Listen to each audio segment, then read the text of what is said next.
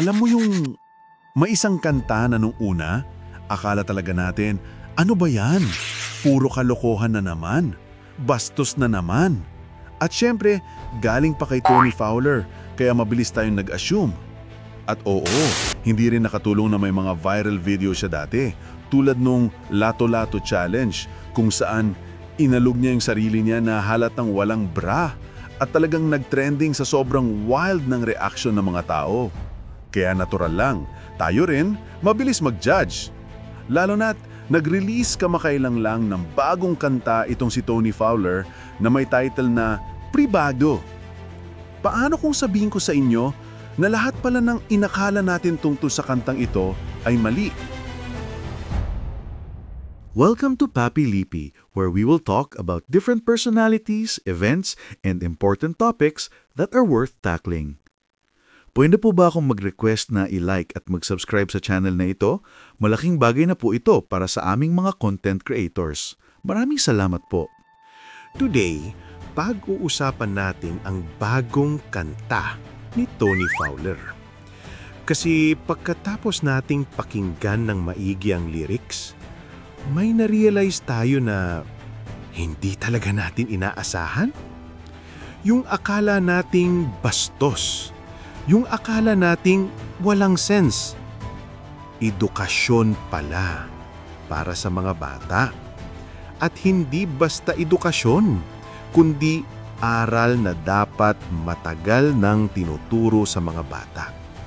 At dito nagbago ang tingin natin sa kanta. Si Tony Fowler ay matagal nang kontrobersyal. Mula sa music videos, sa TF Nation, hanggang sa mga live streams na talagang pinag-uusapan sa social media. Isa siyang content creator na hindi natatakot magpa-sexy, magpakatotoo, at magpakuwela kahit madalas siyang i-bash. At hindi natin masisi yung iba dahil viral moments niya like the Lato-Lato video na literal niyang inalog ang suso niya online ay nagbibigay talaga ng impresyon na puro kalokohan lang ang ginagawa niya. Pero sa likod nun, meron siyang napakalaking influence sa audience, lalo na sa masa. Nung una nating narinig ang Pribado, mabilis tayo nag-react, ay nako, ito na naman, siguradong bastos to. Pero nung pinakinggan natin ng maiki, nagulat tayo. Nagbago ang tono, nagbago ang message. Hindi pala ito tungkol sa kalaswaan. Hindi tungkol sa kung anumang adult content. Kundi tungkol sa boundaries, tungkol sa consent, at tungkol sa pagprotekta sa mga bata. Grabe no? Kung sino pa yung madalas i-bash, siya pala yung gumawa ng ganitong klaseng kanta. Sa kanta, binanggit ni Tony ang mga totoong termino ng parte ng katawan sa Tagalog na diretso, malinaw at walang halong mali siya. At ito ang pinakamahalaga. Walang masama sa pagbanggit ng tamang pangalan ng bahagi ng katawan. Hindi dapat kabastusan ng pagtuturo nito sa mga bata.